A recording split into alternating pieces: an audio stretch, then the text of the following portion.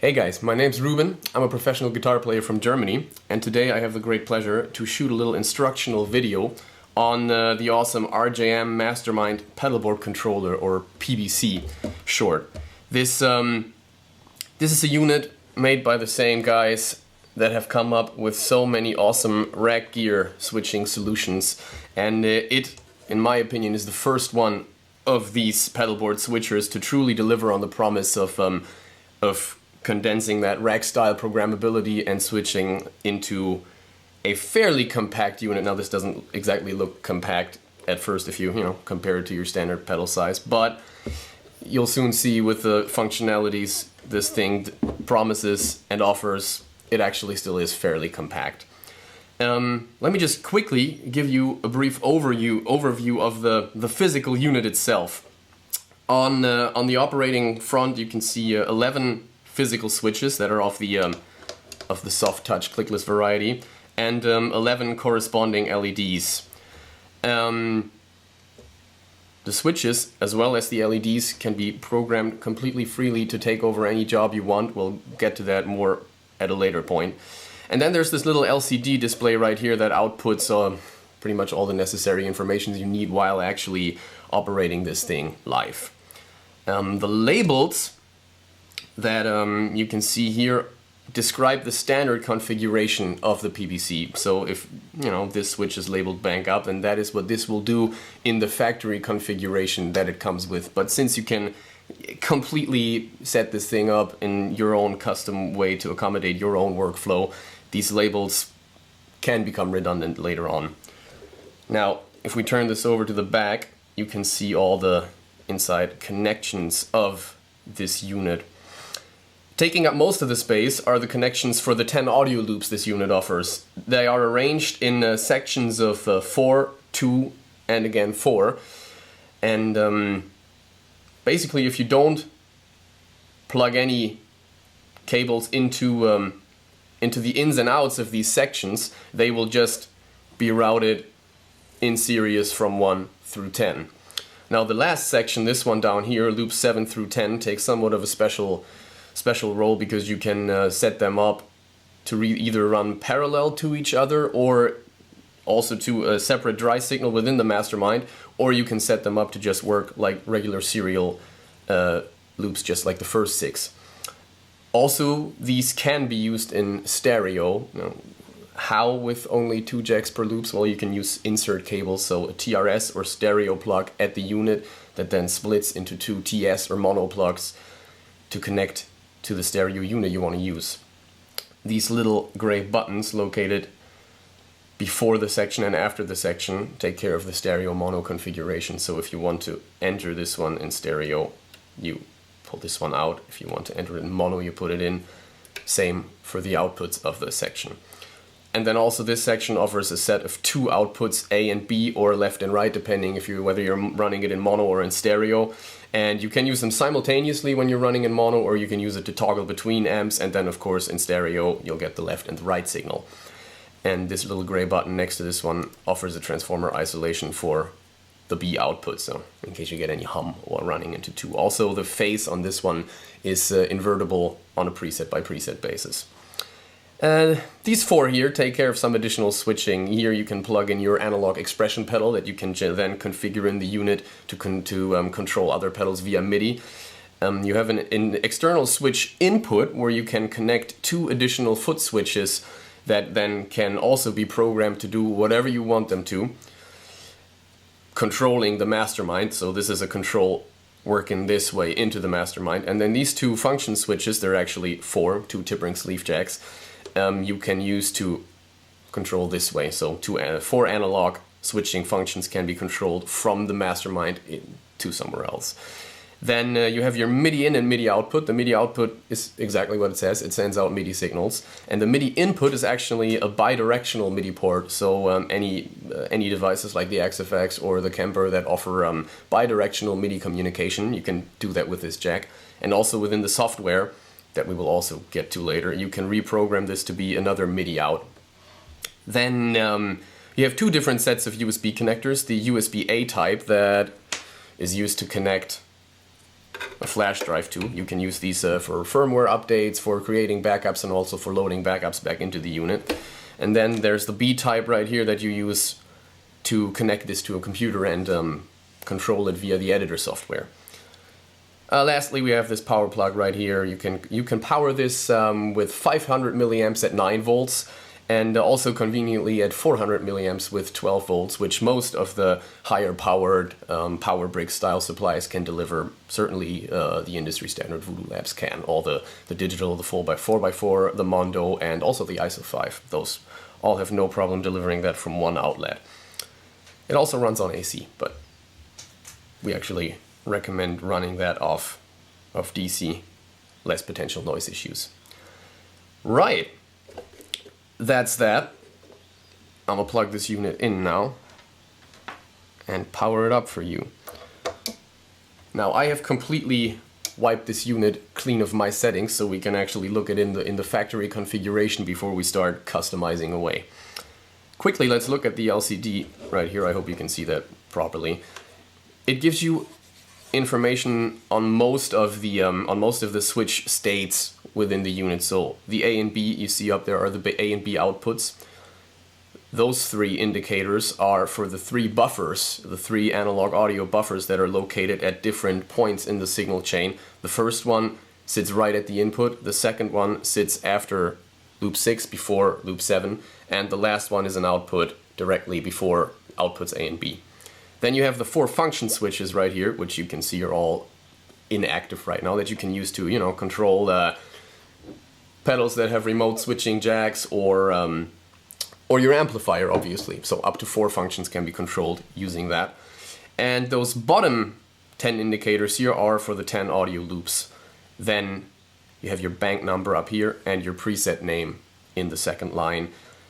When you're using song setlist mode, which we will also get to in depth later, this will display the song name. This will display the preset name. Right. The way that RJM organizes most of their products is in so-called button pages. So basically, one button page is one control surface for the entire unit. So one button page will assign certain functions to each button. And if you switch over to another page, every button will change its functionality depending on what you have programmed that button page to.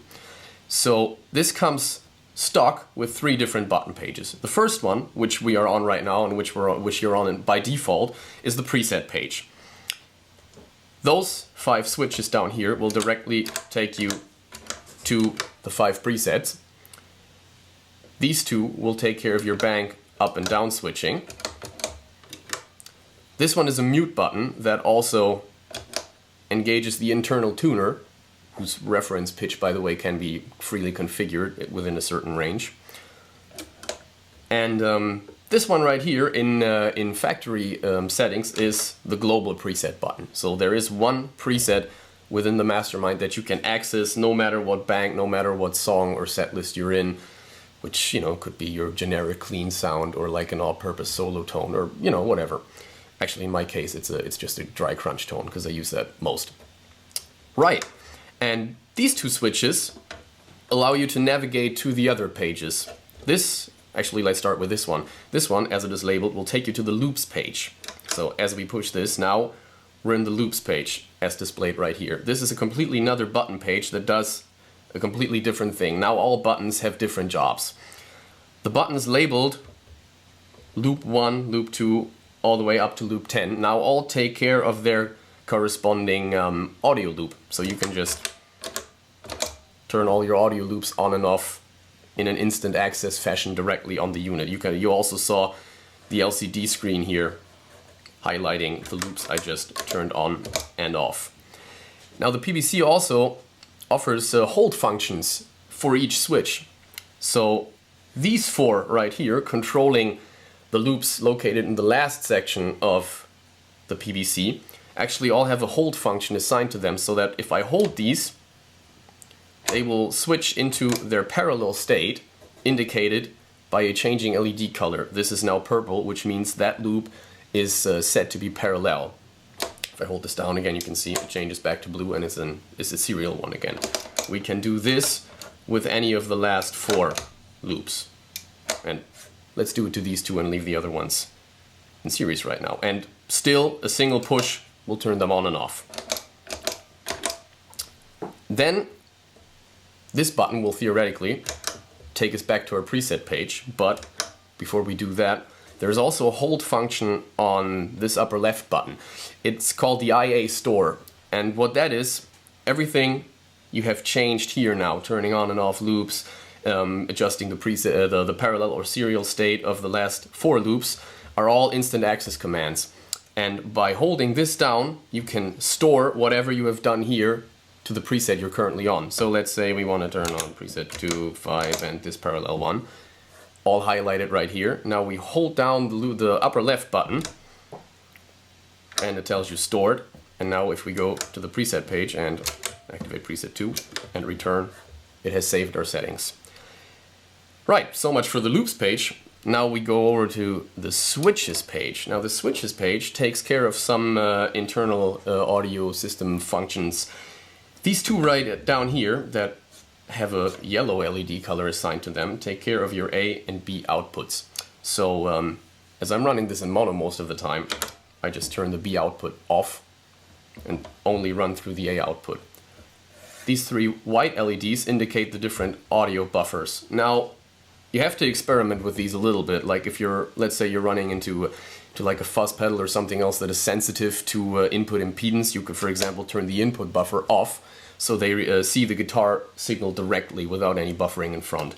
And really, you just have to experiment with this. It'll work differently for every setup. The way I run it is I actually usually only have the 3rd buffer engaged at the output, because there's always a pedal active somewhere here, no matter what sound I'm on, that already buffers my sound. And I like to also hear my drive pedals without a buffer in front of it. But that's completely personal preference, and these 3 buffers can be set on a preset basis. Right, this one right here is the dry signal switch. Now, as I've told you before, you can route the last 4 loops in parallel. When you're routing them in parallel, the PBC automatically splits before the first parallel loop and takes the dry signal from that is then being fed in parallel to the loops that you have active. And you can use this button to quickly turn that dry signal on or off.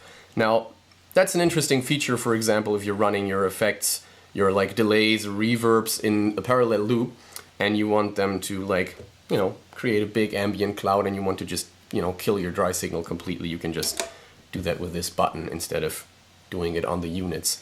Obviously, if you're running a delay and reverb with these parallel loops, you usually set it to kill dry, so there wouldn't be any dry signal present in these pedals, at these pedals' outputs. I actually also really like this button to quickly be able to audition and tweak delay and reverb presets, because it just takes the dry signal out of the equation. You can simply hear what that pedal sounds like just by itself. So that's pretty handy, I find. And those, let's leave this on for now. And those 4 buttons down here take care of your function switches, which, if you remember, are those 2 TRS jacks down here that can control analog switching functions in amps or other pedals. And they are indicated by these cool aqua blue delays, which kind of a turquoise thing going on. Now, all of these colors and all of these functions are reassignable in case you don't dig them too much. And this button, again, will take us back to our preset page and also still function as the IA store. So I've turned these 2 buffers off. I've turned this output off. If we hold this one down, it will store that. Again, we return to the preset page, and those 2 have been remembered by the PBC. Now that's everything for the factory configuration that you can access right here on the unit through the button pages. Actually, there's one thing I forgot. The phase flipping on the B output, I believe you can also do via a hold function that is then indicated by a red flashing LED. But that only becomes relevant once you're using 2 amps and you kind of have to deal with the phase of them. All right. Then, that was a very superficial look. This unit offers the setup menu, which you can enter by holding down the 1st and 3rd preset buttons. Now it takes you to the setup menu. Now the setup menu is where you really go in depth and can control pretty much anything on the PBC. Customizing the button pages is one of the few things you cannot do on the PBC directly. You would have to use the computer or Mac or whatever editor for that, which we will also get to. I just want to run quickly through the setup menu and tell you what all you can adjust here, but we're actually going to be going through those functions in the editor because I personally find the editor much more convenient for those adjustments, especially once you start naming presets and naming songs and set lists and kind of scrolling through letters on this device. It works, and if you have to do something on the fly, you can pretty much all do it here, but obviously typing with the keyboard is a bit more convenient, and since this is supposed to be a practical instruction, I recommend you do all that on the editor. You can, the first parameter you're being offered here in the setup menu is which setlist is currently active. So if you are using the song setlist mode, you can control which setlist is currently active. Now we don't have any programmed in yet, so it simply displays setlist 1, 2, all songs or none. These, by the way, these two switches, the value up and the value down, always control the value of whatever you're on, and these scroll through the different things you can access. Now, the next one is the Edit Devices sub-menu, and that's actually really important because it takes care of all your setup for communicating with external MIDI devices. I have these two lined up back here. We're going to hook those up in a minute. And if you enter this menu, you see a list of up to 16 devices that you can input directly into the PBC. Now, why do we have to do that? Well, for those of you who have dealt with MIDI before, the way you usually address external units is you assign a certain MIDI channel, 1 through 16, to a pedal, and then you use the same channel on your sending unit, and you then send either program changes or control changes with a certain number and a value to that pedal. Now that's all very cryptic because those are all just abstract numbers. So you have MIDI channel numbers, PC numbers, and this way of actually inputting a certain device's information and actually naming it in this list makes it much more intuitive to then enter MIDI commands to address a certain pedal with. So we're just gonna do this right here. Device number 1, we select it. It is pre-programmed with the Mini Effects Gizmo by RJM, but you can obviously do whatever you want to here in type. You just enter it. And then RJM has actually taken a lot of the workload from your shoulders and has already implemented a database of the most common MIDI controllable pedals out there. And if you can find the manufacturer of the pedal you're trying to implement here, let's say you're, let's say you're trying to control a Strymon pedal, you just select Strymon. Then you can select which pedal you're actually wanting to control, so maybe the timeline. And it will automatically set all the other values here that usually you would have to enter by hand. It will automatically set them for you. I purposefully, obviously, brought units along that are not included in the database so we can actually go through the setup process. That's actually not that hard. Let's hook up this unit to our power supply and connect it via a standard 5-pin MIDI cable to the PBC. To the output, obviously. Now, we're gonna go here.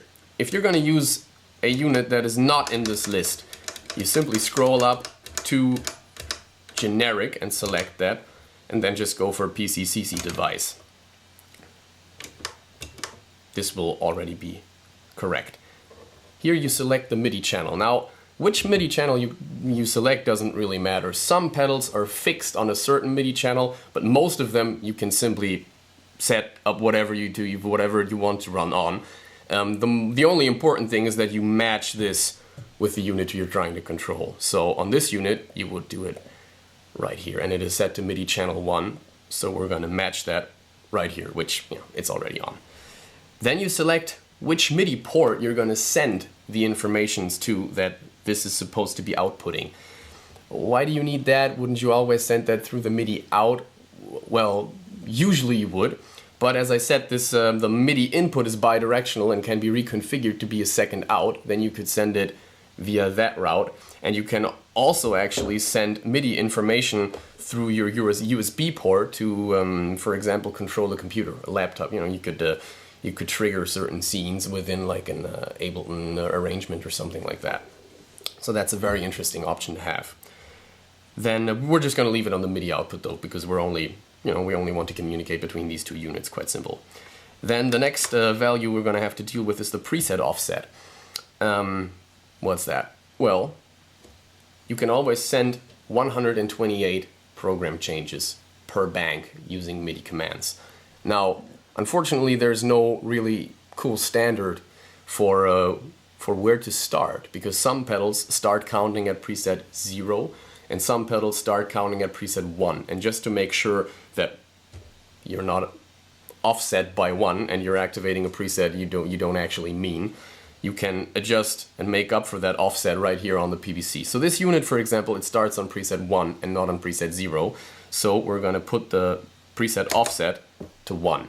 And now the range of the PC numbers goes from 1 to 128. And if you were to start on 0, it would go from 0 to 127. Right. Then you select the maximum program changes. So the entire range of program change commands that you actually could be sending. Now this pedal starts at 1 and it ends at preset 99. So we have to adjust the maximum program change to be 99. There are pedals who have considerably more presets. There are pedals who have considerably less. For example, this one right here, the Tri-Avatar only offers you 4 presets. So you would actually scroll this all the way down to 4. And this makes sure that these can communicate properly, or this with that, it's unidirectional. Because you can also, using this thing, I'll show you how to set this up later, you can like scroll through just presets to audition them. And if you were to just keep scrolling after 99 and you didn't limit it in the PBC, well, best case scenario, nothing happens. Worst case scenario, this will start doing something you absolutely didn't want it to do. So always make sure to match that with the unit. By the way, if you're unsure about those parameters on the unit you're trying to control, you can simply or you usually should refer to the manufacturer's manual, which I have called these up right here. This is the manual for the flight time. And all the information you require should be in there. Otherwise, contact the manufacturer, or actually contact Ron from PBC via the support forum, because he's an incredibly helpful guy. Sweet. I'm gonna just switch this back to the editor, which we'll get to in a minute. Then you can select bank type. Now this just selects different protocols certain units use to switch between their banks. This one actually doesn't have bank switching. It just goes from 1 to 99 and then it stops. So we're going to leave it on bank type none. Maximum bank number, which is pretty much the same value as the program change number, just for the number of banks you have at your disposal. And that is all the important information you would require here. Now we have actually configured this unit, so we can exit this. Oh, we could of course name it, but we're going to do that using the editor in just a minute. Actually, this is probably a smart time to switch over to the editor to show you that. Hooking up the editor is quite simple. You simply take a USB cable and plug it into the USB-B port right here.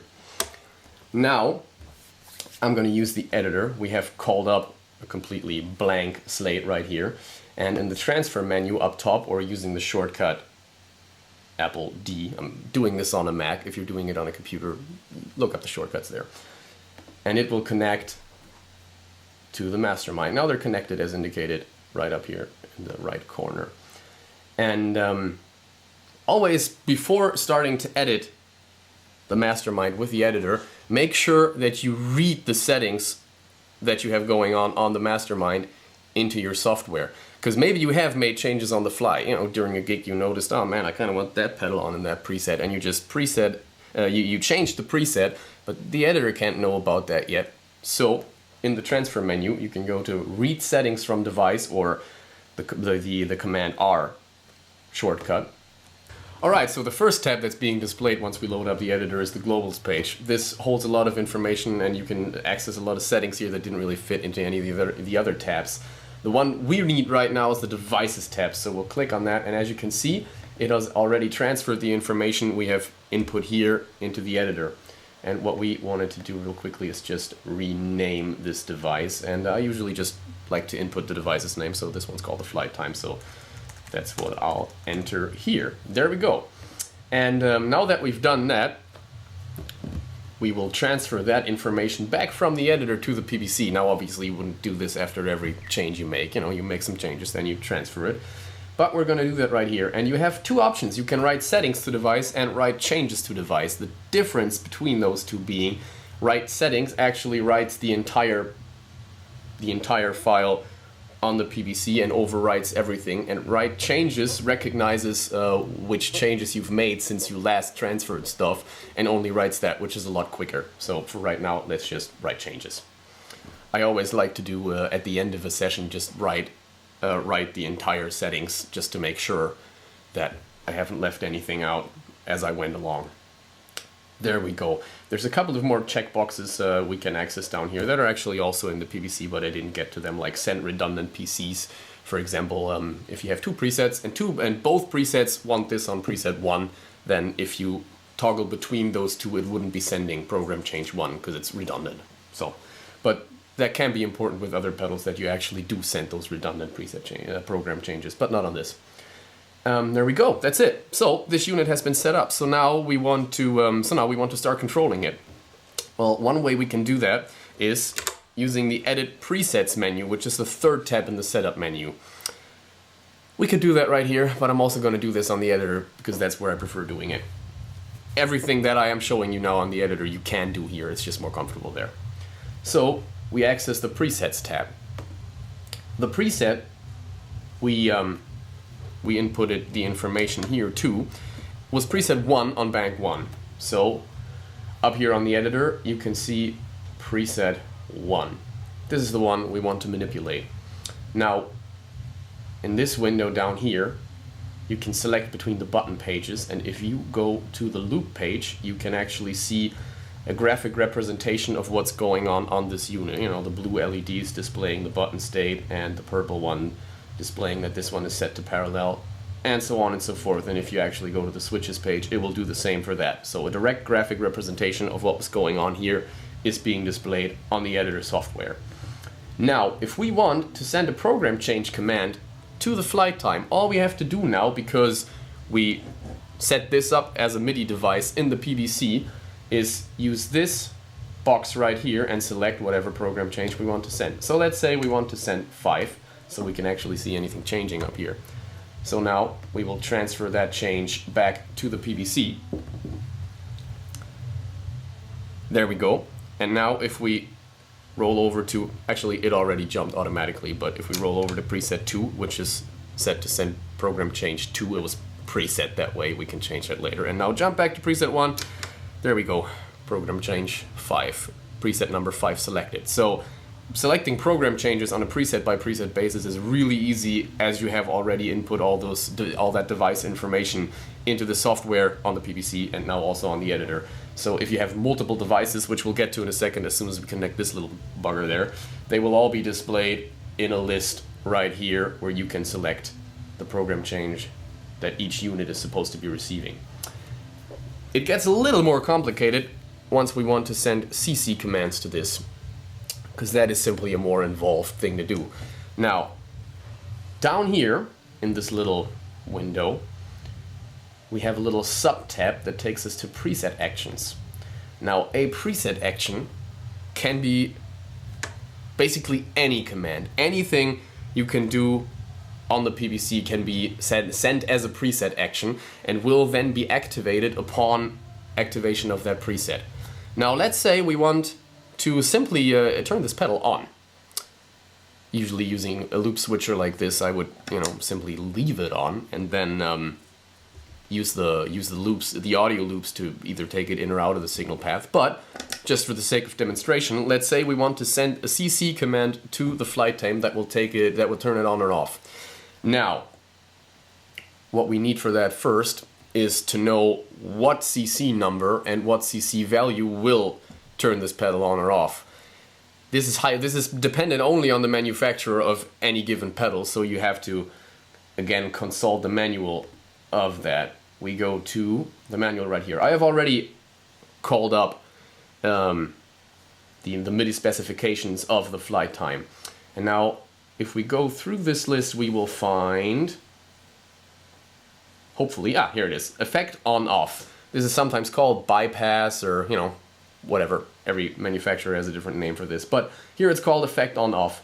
It will require the MIDI number 61, and a value of 0 will turn it off, and a value of 127 will turn it on. That's pretty standard for most devices. So now, 61. We go back to the editor software and we add a new action. We want that action to be a CC toggle. That's actually already correct right here. There is a bunch of different things you could use these for, as is already hinted by this quite elaborate list here, but we want to use a CC toggle. For the device flight time, this offers you a selection. Now, selecting the right device here will already make sure that this CC command is being sent on the appropriate MIDI channel and will be received by the right device.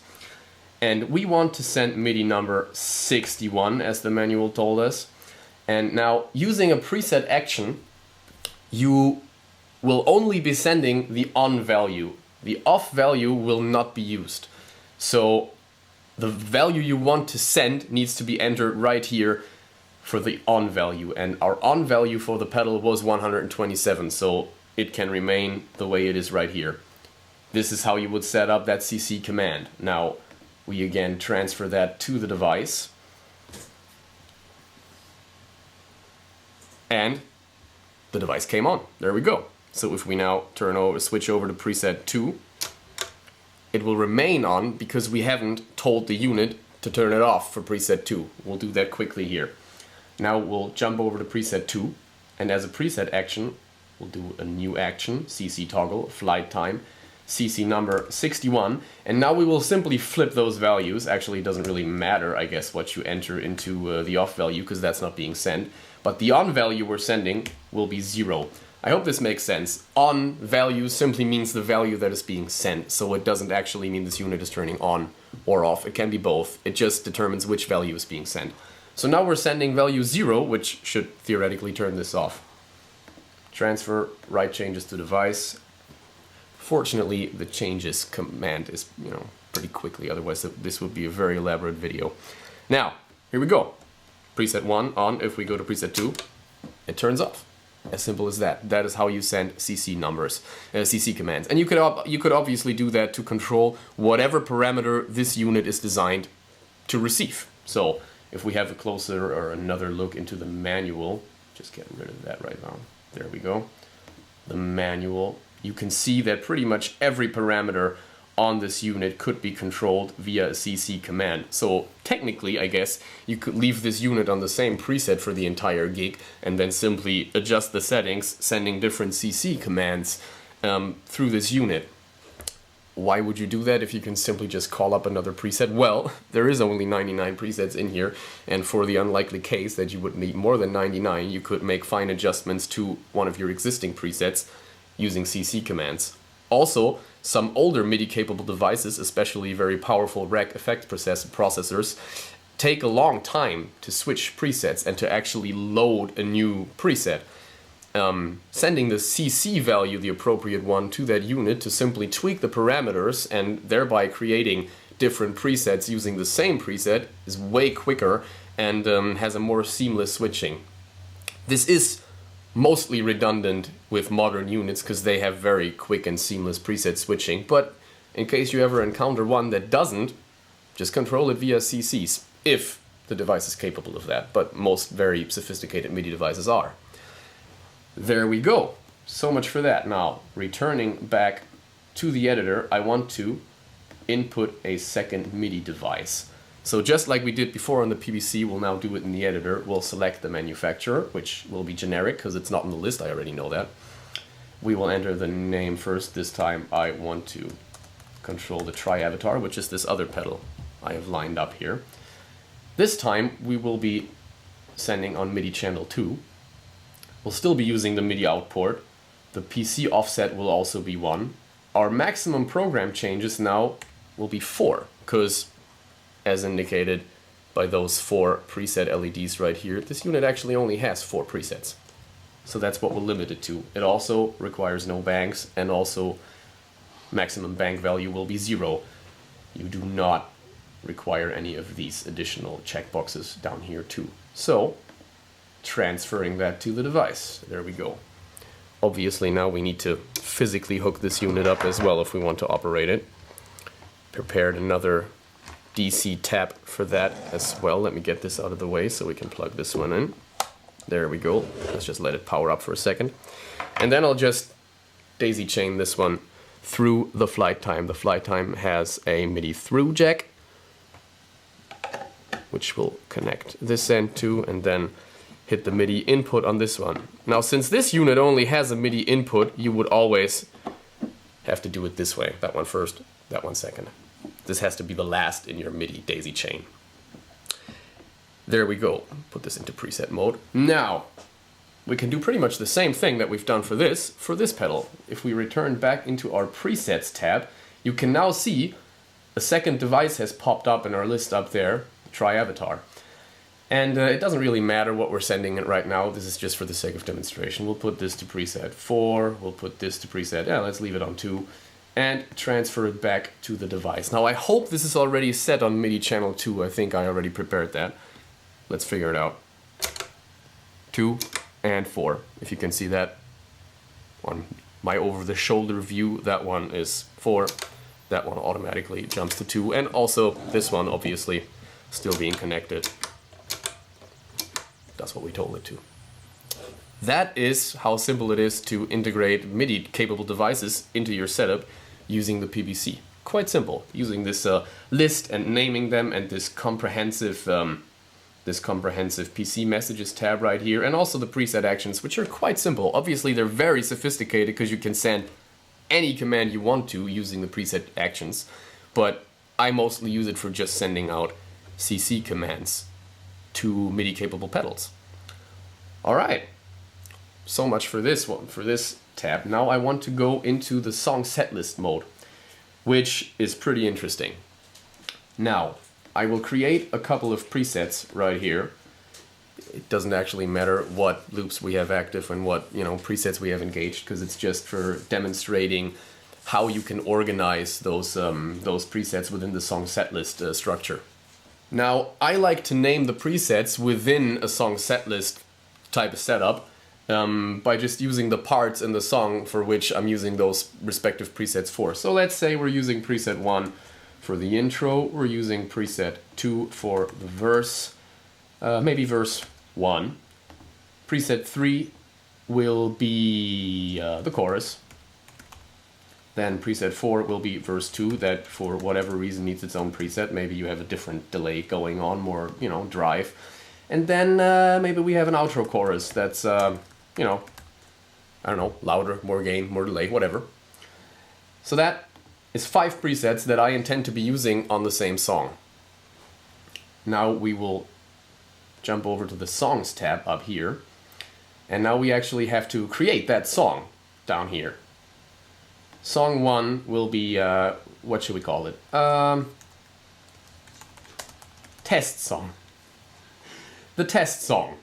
And in this second column, we can now select the presets that we need in the song. As you can see, you could theoretically use 16 presets in a song, which has never happened to me, but I guess it can, and this unit is prepared to take whatever you throw it in.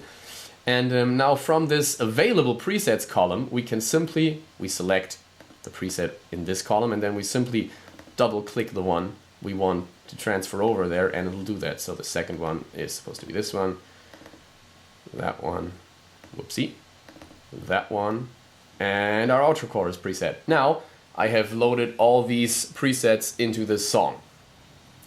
In our set list, we will now create a test set list, and just as we just did in the song, transferring the presets into the song, we can now pick songs from this list and put it into the set list. So we'll take our test song that I actually named text song.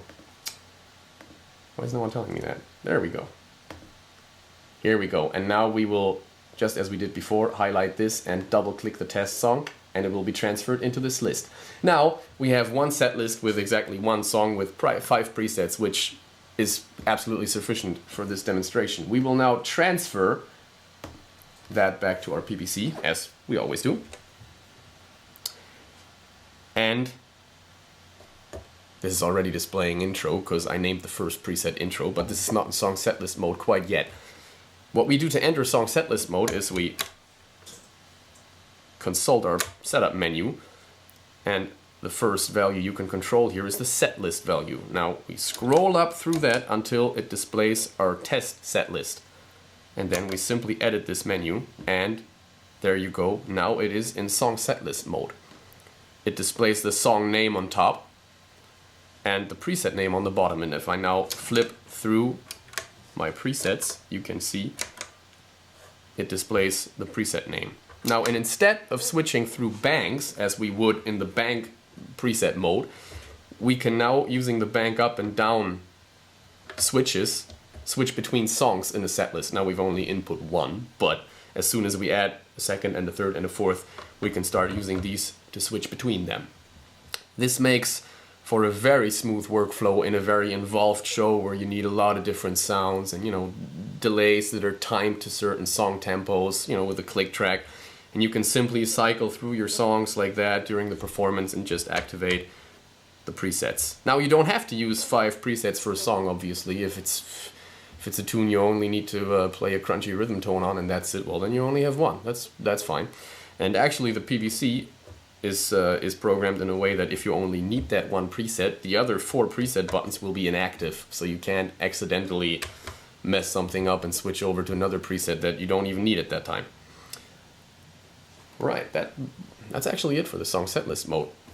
The one interesting thing that I think warrants mentioning is if you go over to the songs menu, up here you have a tempo parameter. Now, the PBC can act as a MIDI clock master device. So all units that are attached to it via MIDI can receive a MIDI clock signal from the PBC if those units themselves are capable of receiving MIDI clocks. Not all are, but most are. And now if I want to time these devices to a song, and that song has a fixed tempo because you're playing with a click track and, you know, whatever, you can input the tempo information right up here in BPM.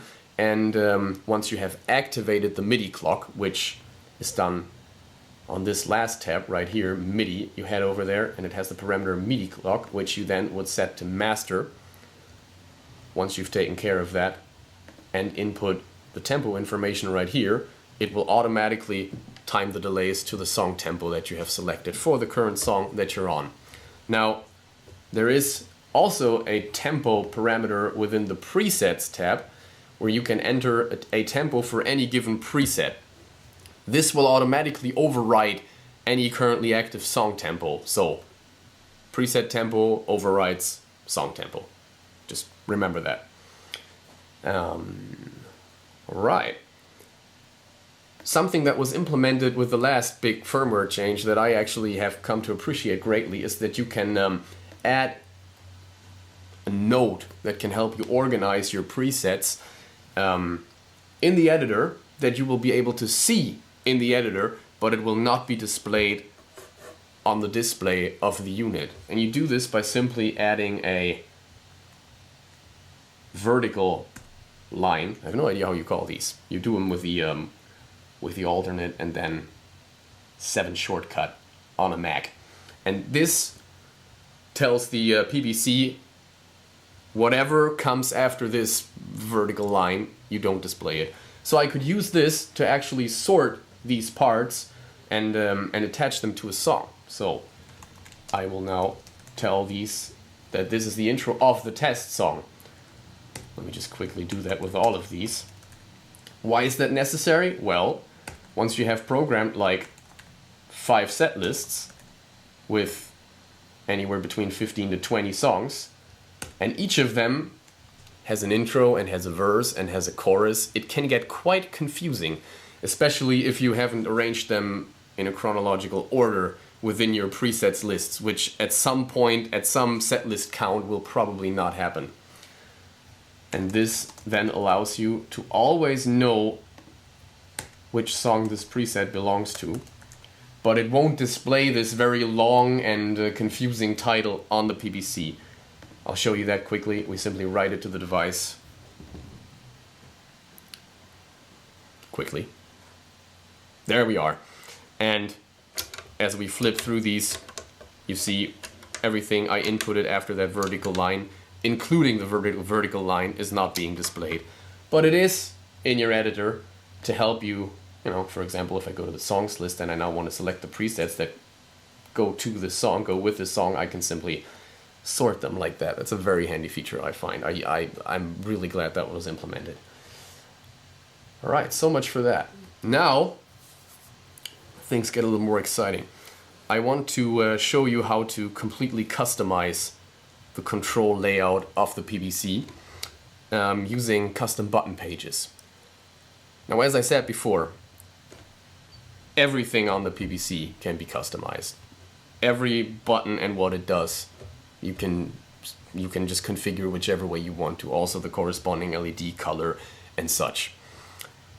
The easiest way I thought we would do this is to simply recreate my custom button pages, the one I use to navigate the PBC.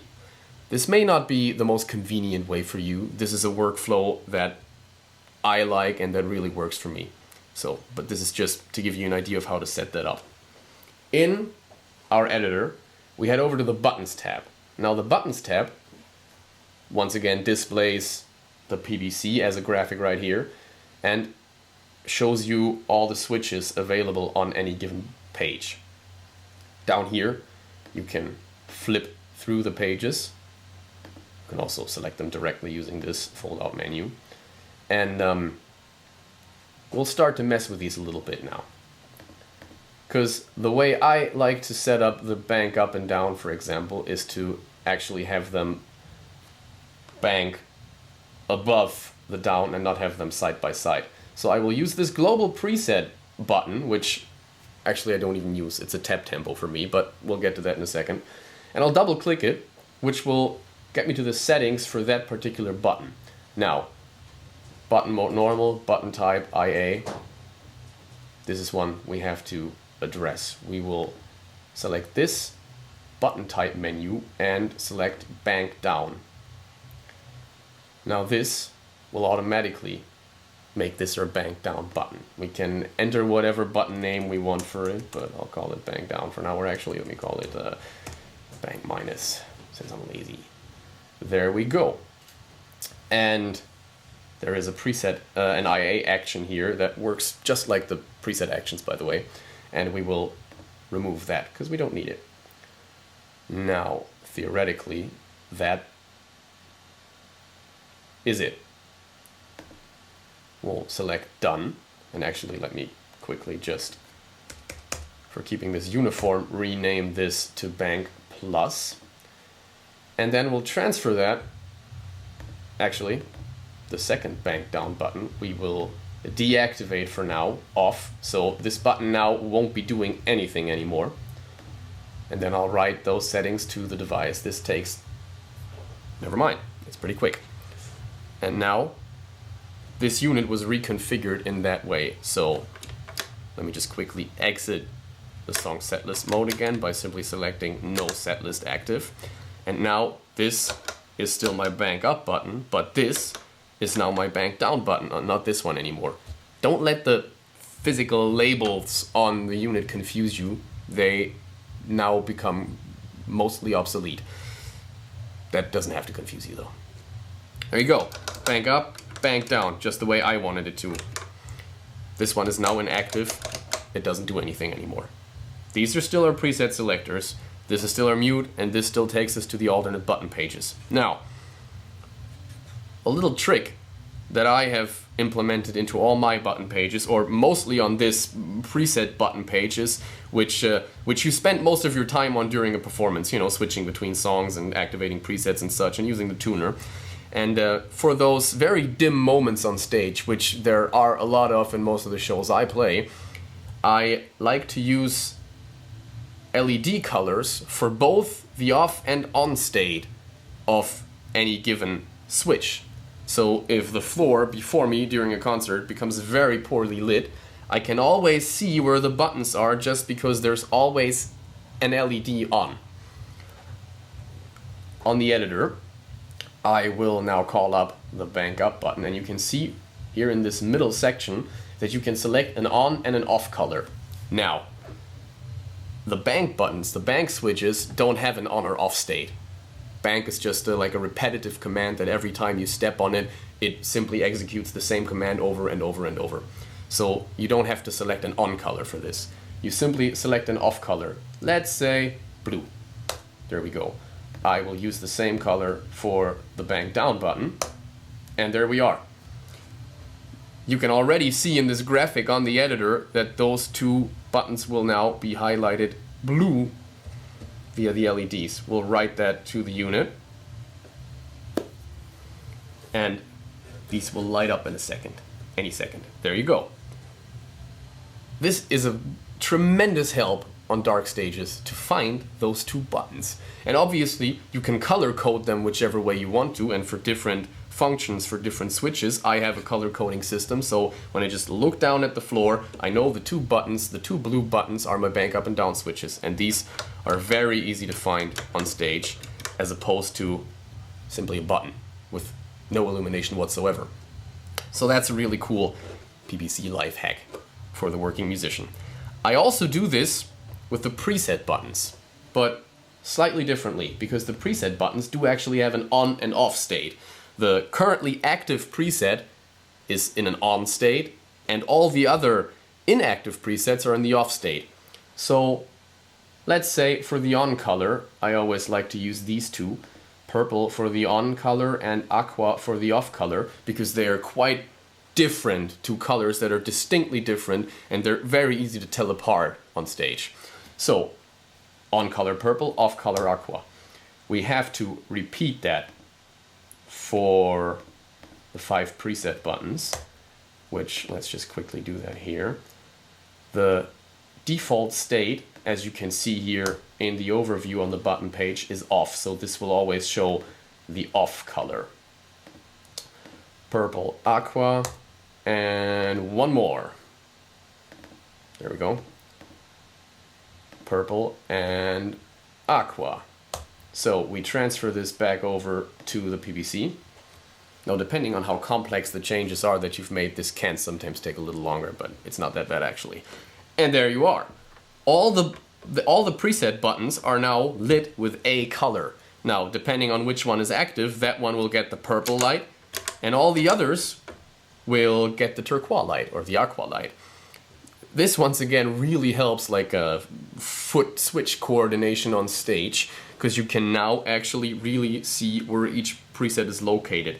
Having one LED lit just for the active preset, sometimes I have a really hard time telling which preset is active, because if it's so dark that I can only see the LED and none of the other switches, I don't even know which switch it is that's being lit right now and that is active.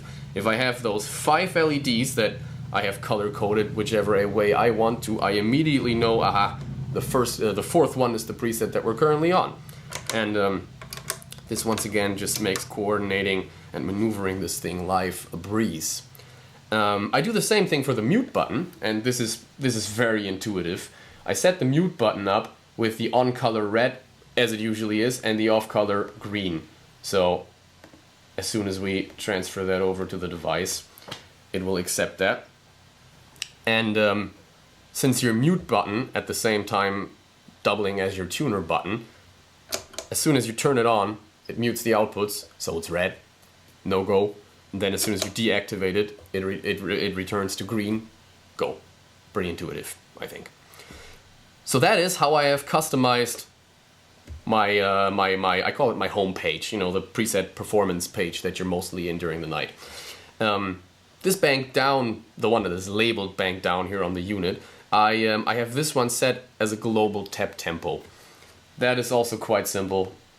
You simply call up this right here, button mode, normal, and then there's a couple of different ways you can do this. I select this IA button, and then I simply set a CC action that sends the corresponding CC number to a specific pedal with the specific values, and you have to deactivate these, and you set it to momentary, because the process of tapping in the tempo is a momentary process. You don't actually want the switch to be turning on and off as you change the state, but you want it to only send a short pulse of information to the pedal, so this can read that as tempo information. And I simply add a CC action for every pedal that I want to control that way. You could also implement a global tap tempo using setting one switch up to control the MIDI clock within the PBC, and then that MIDI clock will automatically slave out to all the units and dictate the tempo for them. I simply like doing it this way. Alright. Oh, and that one too, that one gets an off color yellow, so I can easily find the button. But, you know, topic for another day. There we go. Actually, I'm gonna just set this to off again. There we go. If you use the internal MIDI clock to tap in the global tempo for all pedals you're connected to, you can also use this. You can check this flash with tempo box, and it will actually make the LED flash in time with the tempo that is currently set on the MIDI clock. Right. I think that illustrates pretty well how you can customize the button pages. Now, granted, I've only really, you know, moved this button down there, and I've added a few LED colors, but this is how you would go about making whatever changes you wanted to. I could, you know, I could reduce this to only 4 presets and use this for something else. I could expand it to 6 presets and move my bank. The options are limitless. You can do whatever you want to with this. I have also changed how I access different button pages, because I'm actually using more than just 3 button pages, and this is something I want to get into real quick. I have added a 4th button page. So we'll go to the 4th button page, and I call this my MIDI setup page. As I've shown you before, setting up MIDI devices to receive certain program changes is a slightly more complicated process, and you can streamline this quite a bit if you want to. You don't have to actually enter the setup menu on the unit to select the program change you want to send, and you don't have to use the editor. You can set up a completely separate button page to control every individual unit. So this button I will set up as a device program change up button right here, and we will illuminate that.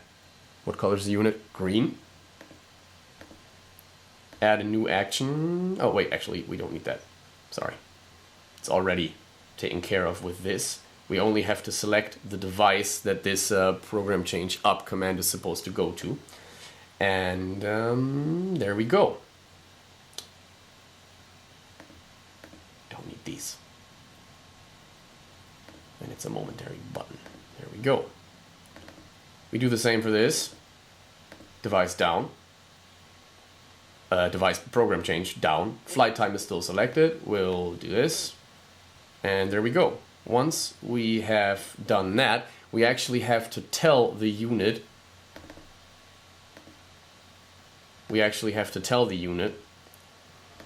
that we now are including 4 button pages in our setup. On the globals menu, you have one drop-down menu for max button page. You can have up to 16. I don't use that many, but you could. And now we're gonna select 4, because now we have 4 total button pages we need to be able to access. And we will reconfigure these 2 knobs on the other 3 pages to simply be page up, page down buttons. We will remove this action. There we go. And this one has a hold function. We'll leave the hold function untouched because the IA store is really cool. But we're gonna set a normal function to, what did I make this? Page down. We remove the CC action because that one would get in the way of this one right here. And we will do the same for all the other pages. Now, as you can immediately see, as I'm moving over to this page, this button actually controls loop 7, and its hold function can put loop 7 into the parallel routing mode. I don't use all 10 loops on my PBC, so I don't care. I simply don't use loop 7, I use a different one, and I have reconfigured this switch. First of all, we don't need the hold button, and I have reconfigured this switch to do the page up command for me. We can also remove that, need to remove these and check the momentary box, and there we go. And we actually forgot to mention that we have to select minimum 1, maximum 4 right there, because we want to be able to access all 4 button pages using these scroll up and down motions. 4 and a maximum of 4. There we go. Now we have to do that the same on the switches page. This one will be page down with a maximum of 4 momentary. This CC action needs to be removed. And now this one's our dry signal switch. That one's sort of important. So I have simply moved that over to where the function 4 switch usually resides, because I don't really use that one. So I have called this one the dry signal switch. The on color, I guess we can set to that. And now we will simply select signal as a subtype and 2 as the number, which is our dry mix, our dry signal control. Right, done. And now we can use this button, just like we did on the other pages, for the page up and down value. We will remove the CC action from here because we now have it on the other button. This one again will be, oh, we've already done that. Page up, page down. And now we only need to add that to the newly created page, page number 4. Page up there, up to a maximum of 4 as a momentary switch. And we do the same for this one. Page down. Now I'm really breezing through this setup here. I hope I haven't made any mistakes on this one, but we're just going to try this out now. We're going to transfer everything to the device. Now that's a lot of changes we've made, so it will take a small second. There we go. And now, using these 2 switches, I should be able to scroll back and forth through the button pages. Let's see if we've done everything correctly. There's the loops page, there's the switches page, there's the MIDI setup page. All right, worked out first try. Woo! And this one takes us back to the home page, and we can, cycle through them in 2 directions. The MIDI setup page is the interesting one, so I'm going to call that up right now, and as you can see, these 2 buttons that we've programmed in are illuminated green, and now we're going to try these out. Remember, this one we've programmed to be our device program change up, and this one our device program change down. So now, if we have a closer look on the flight time, which we have programmed this to control, you can see as I push up, this one cycles through its presets from the currently selected one to whatever you want to go to. Why do we have to do this if we can just, send program change on a preset? Well, picture yourself in a rehearsal situation or in a studio situation, and you're wanting to figure out, well, which delay sound do I need for this preset? So instead of moving over to this unit, which may be inaccessible on your pedal board somewhere, depending on how large it is, or somewhere beneath the second row of pedals or whatever, or it has kind of complicated switching like this unit actually does, I can simply use these 2 buttons now to cycle through the presets, and I can select 9, I can audition it, maybe not that one, 8, and I can then find the one that works for me. And just as the other pages, we can assign an IA store to the upper left corner, which I meant to do just now. We'll just quickly do that. We'll add a hold function, select button mode to hold, and then you go to hold function, this right tab up here. You'll tell it to do an IA store, and that's all. Done. Transferred. And now, and this is where I find this comes in really handy, we are on the MIDI setup page. We have a certain preset selected. We have scrolled through these and we have selected 8 to be the preset on the delay that we want to use on this preset. All we have to do now is use the IA store command, boom, And the program change that we have found by scrolling through this device is now stored in that preset. So as we return to our performance page, the second preset still recalls preset number 2, and preset number 1 now recalls preset number 8 that we just selected using our MIDI setup page with the device program change up and down buttons. For my personal setup, I have done this for all the separate MIDI pedals I use, so I can scroll through the individual program changes on all of them, which is a real time saver when you just kind of want to audition the presets, and you can quickly do this on the unit. You don't require the editor, and it's a really quick way to assign program changes to a certain preset.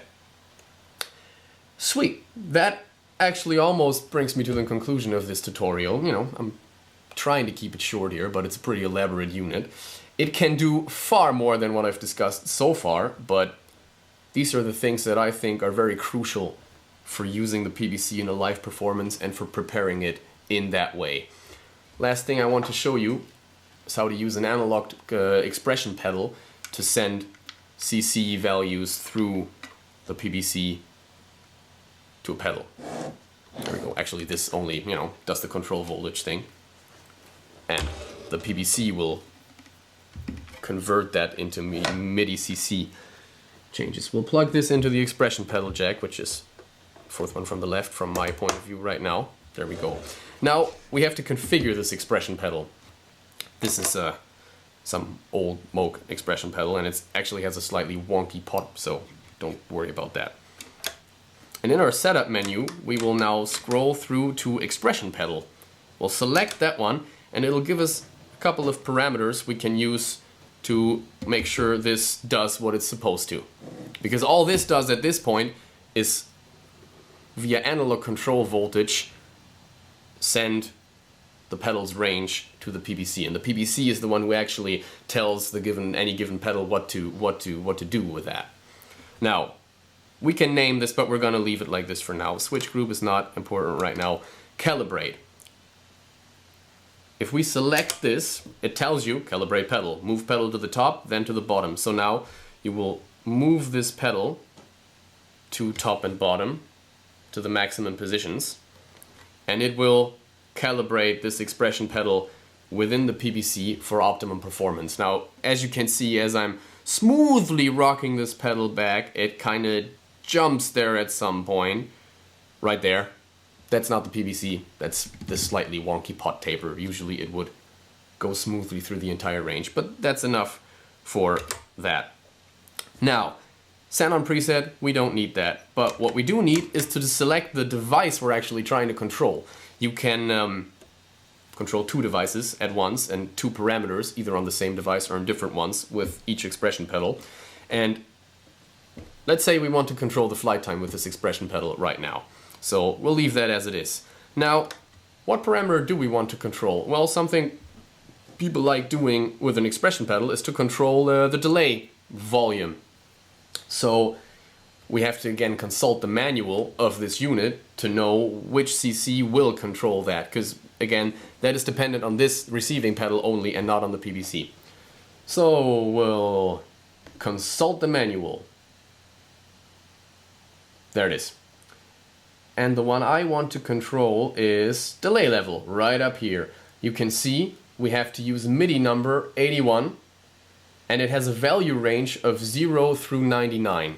So the CC number will be 81. You don't have to actually click up 74 times now, you can simply hold it down and it'll scroll there. Almost.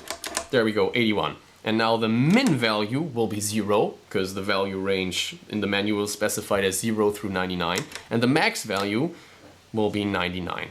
That's not that much of a scroll. There we go.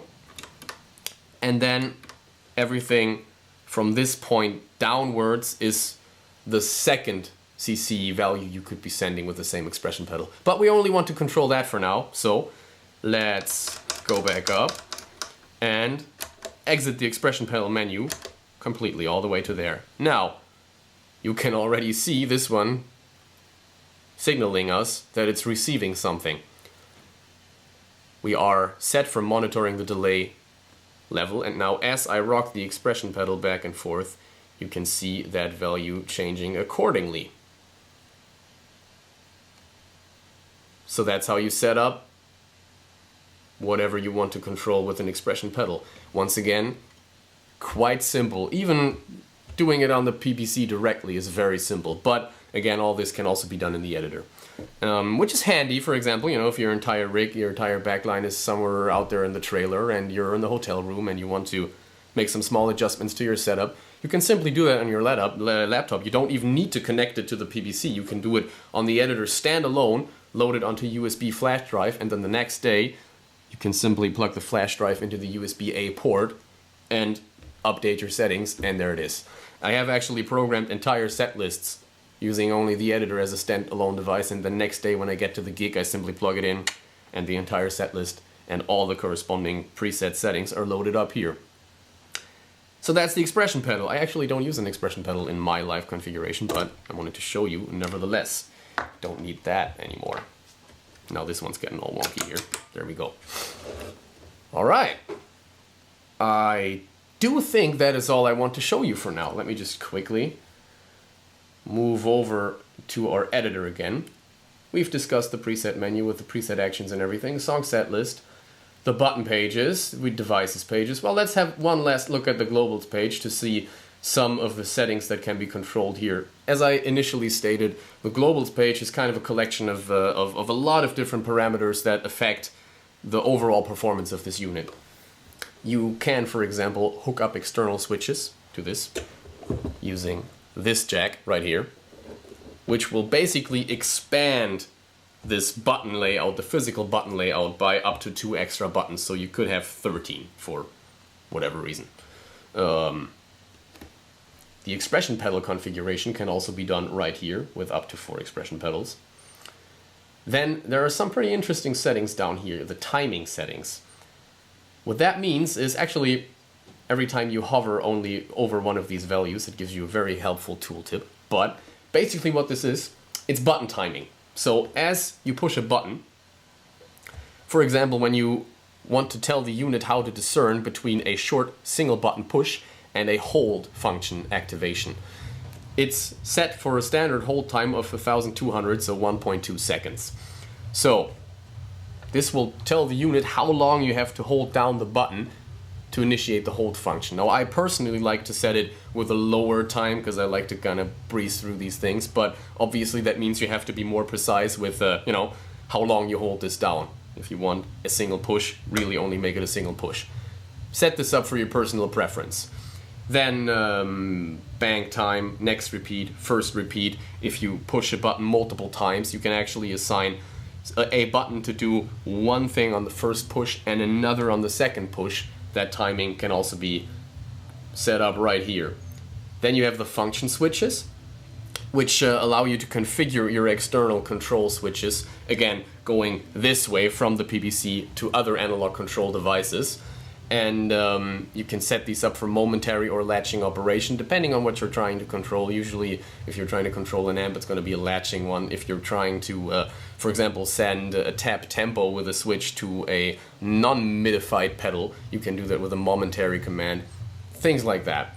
Actually recently discovered and discussed on the RJM support forum is that you can even use this to activate the favorite functions on the Strymon pedals that are not MIDI capable. That's pretty handy, so you can actually select which the favorite preset or the current knob settings you want on any given Strymon pedal. Pretty handy. Should also work with the new neighbor pedals who also offer that function. And you can invert whether, this basically means whether that switch is normally closed or normally open. You can just invert the function of it. This section right here has some audio settings. You can set up the tuner and its reference pitch. Right now, a range from 440 to 445 is available. It will be expanded shortly, so you can also tune to like classical pitches and stuff like that. These two control, or actually the rest of this section down here controls the click stopper circuit. Now the click stopper circuit is something that RJM has included in many of their rack mountable switching systems as well. And as you know, all these 10 loops are being controlled via little relays, and those relays, just by the nature of their design, make a little popping sound as they turn off or on. And the click stopper is basically a mute circuit, and there's one before loop 7 and one after loop 10, and they just quickly, as the relays are changing their state, mutes the signal so you don't hear that pop in the audio path. You can set this up for very, very short times that are barely noticeable as you do it, just to not have any switching noise introduced into your audio signal, and then you can control the timing of this right here. So 4 milliseconds before changing the relay state, and then 8 seconds after. This is the default settings. You can experiment with other settings. And finally, this is a global selection of the series and parallel states of loops 7 through 10. This can also be overwritten on a preset by preset basis, so you could select like a general preference here, and then if you want to change that up for one individual preset, you just do it directly in that preset. And also with little checkboxes right here, you can activate the trails for that particular loop. So for example, if I put a delay in one, I'll get my spillover when I deactivate the loop. Right.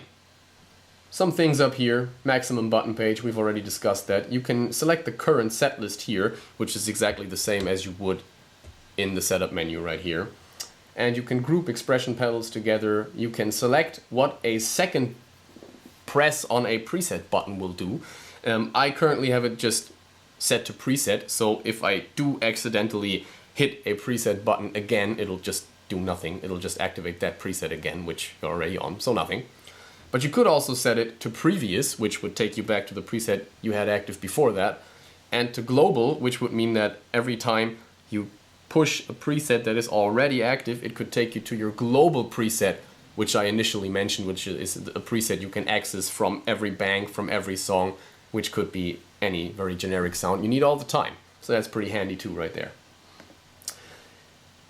The last section down here is the button groups, and basically what button groups are, they're a pretty sophisticated feature that I have not yet had a practical situation for, but you could group certain buttons together and then, for example, tell them to only function exclusively. So as soon as I turn one thing on, everything else in that group turns off. That could be something I could use if I want to, for example, in instant access mode, switch between 4 pedals or 4 audio loops that are supposed to be exclusive to each other. So if I turn one on, all the others will turn off, and then if I go to another one, that one will turn off and that one will turn on. Things like that. You can get creative with this and use it for a lot of things. Right. That only leaves us with the sysx, the macros, and the MIDI tab, which is very involved things that you will likely not need for your everyday use. You may, but I'm not going any deeper into that. The only thing you need to know for the MIDI tab is that you can turn on and off the MIDI clock right here, and you can select the bidirectional MIDI, the remote mode, which actually allows you to, for example, have this on a separate pedal board or have a separate Mastermind PBC at a different stage location, and then that will only remotely control this one, so you don't actually, have to have 2 separate pedal boards. The one will just function as a controller for this one. And this incoming CC messages tab here in the editor will just tell you that if you intend to control this with another, maybe even more powerful MIDI switcher, this tells you what function is controlled via what CC number, much like we saw in the manual of the flight time earlier.